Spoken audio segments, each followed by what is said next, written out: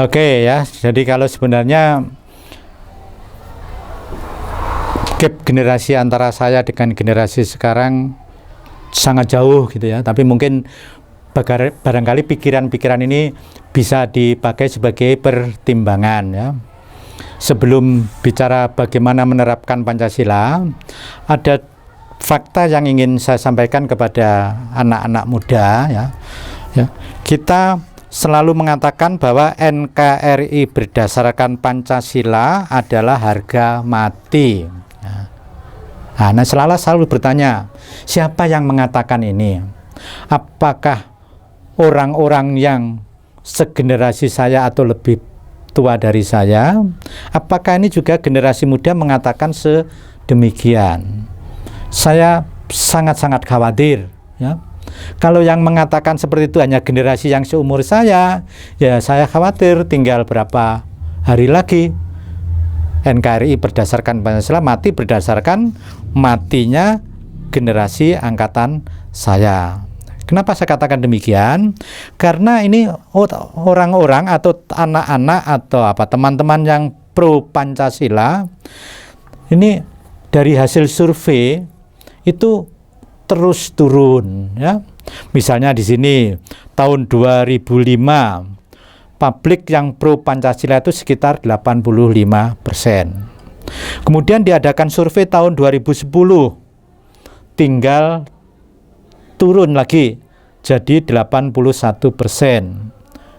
Kemudian pada tahun 2015 tinggal 79%.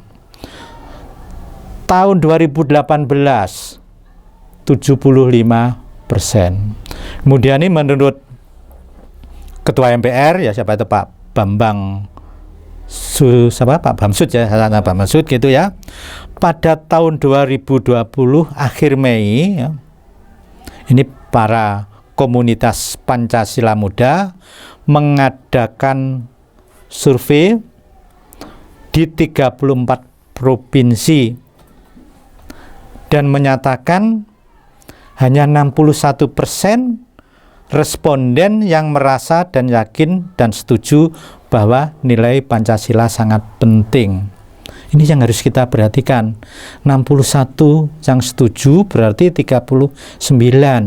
Anggap saja anak-anak yang muda sekarang ini 30% populasinya kan berarti sekitar 90 juta. 30% dari 90 juta 30 juta.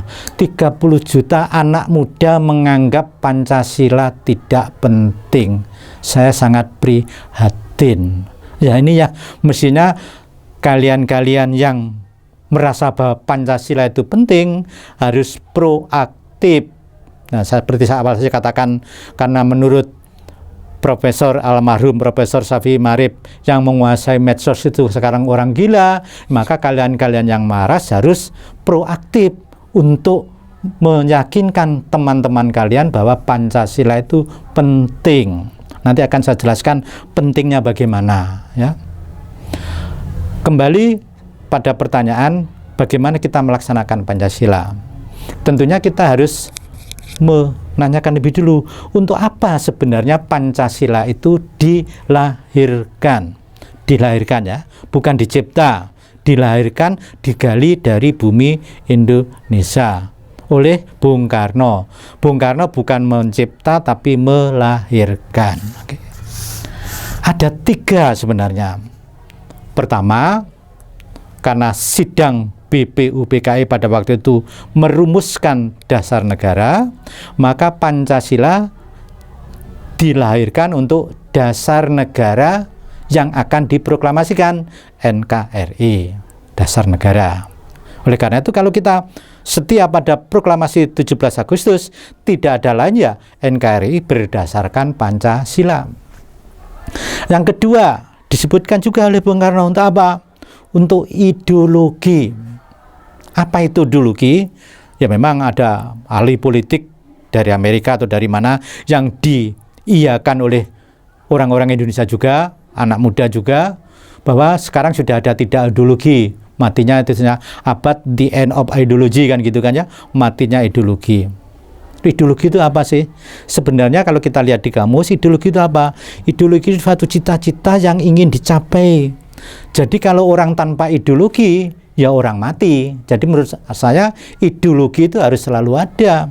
Ya, ideologi itu ada suatu panduan, suatu cita-cita bagaimana kita mencapai cita-cita tersebut. Cita-citanya apa? Ya kalau dulu kalau sosialisme Indonesia, kalau takut mengatakan sosialisme ya masyarakat adil makmur berdasarkan Pancasila. Itu cita-cita yang ingin dicapai proklamasi 17 Agustus 45.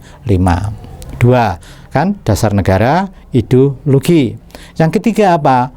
Bung Karno juga mengatakan sebagai apa? Way of life, cara hidup, ya, tuntunan, perilaku, bagaimana bangsa Indonesia itu harus hidup berbangsa.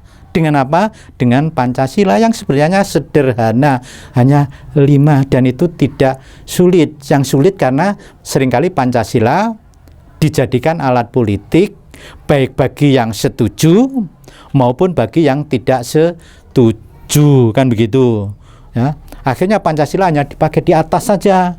Ya, gantungan sebagai hal yang suci yang harus dikeramatkan, yang setiap tahun harus diperingati, tapi tanpa dilaksanakan. Bagi yang tidak setuju, Pancasila bertentangan dengan macam-macam, dengan agama, dengan segala macam. Ya, jadi bagaimana kalau kita harus melaksanakan? Ya, tentunya di mana posisi kita? Kalau kita sebagai abdi negara, ya semua pembuat undang-undang, membuat peraturan harus didasarkan pada Pancasila. Kan hanya sederhana apa? Ketuhanan yang Maha Esa. Oleh Bung Karno sebenarnya bukan hanya itu, ketuhanan yang berkebudayaan, ketuhanan yang berkeadaban. Nanti saya ceritakan kenapa kok Bung Karno mengatakan seperti itu, ya. Kan artinya apa? Semua produk harus berdasarkan pada ketuhanan yang Maha Esa. Tidak boleh karena banyak agama, ya tidak boleh berpihak pada satu agama. Ya harus bisa diterima oleh. Nah, saya kira janganlah cari perbedaan. Saya kira di antara agama itu kan lebih banyak kesamaannya daripada perbedaannya. Nggak mungkin orang Hindu nyuruh nyuri, orang Kristen nyuruh membunuh, orang Islam menyuruh merampok, kan nggak mungkin. Carilah kesamaan. Yang sekarang kita cari kan perbedaannya, memperbesar perbedaan yang kecil ini, memperkecil persamaan yang besar. Nah, kalau sebagai warga negara, ya tadi berperilaku, cara hidup, bersosial, berbangsa sesuai dengan Pancasila. Apa? Menghormati, kalau beragama, ya menghormati agama orang lain. Jangan merasa dirinya paling benar. Benar beragama harus fanatik. Saya paling benar. Saya Islam, mengatakan bahwa agama yang paling benar menurut saya adalah Islam. Harus. Tapi saya nggak boleh mengatakan bahwa kalian Kristen itu akan masuk neraka. Nggak boleh, kan begitu kan. Di dalam hati mungkin begitu, tapi sekarang tidak boleh, kan begitu kan ya. Saya pengen beribadah bebas, ya jangan menghambat orang lain untuk beribadah. Kan sekarang enggak. Saya karena mayoritas, ya, di Jawa mayoritas Islam, saya menghambat yang Hindu. Di Bali mayoritas Hindu mau mendirikan masjid mungkin dipersulit. Kan sekarang begitu, ya. Di Jawa karena Islam mau mendirikan gereja bukan main sulitnya. Di NTT karena mayoritas Kristen nanti mau mendirikan masjid. Nah, kan bukan itu sebenarnya, kan. Kan nggak ada agama yang mengajarkan kita harus. Nah, kemudian apa? Berperi kemanusiaan. Ada sih kita manusia yang senang nyakiti orang lain kalau bukan orang gila, ya. Nggak ada, ya. Kalau saya lihat Mas Gofur, masa saya terus pengen mukul, kan enggak. Kan murah sekali, kan begitu kan, ya. Bersatu, apa sih sulitnya bersatu, ya. Daripada kita ingin bertengkar, keluar tenaga, demo pakai biaya. Bersatu, yuk kita makan sama-sama, kan. Musyawarah, apa sulitnya musyawarah, ya. Kalau musyawarah apa? Jangan diperbesar perbedaannya. Perbedaannya diperkecil.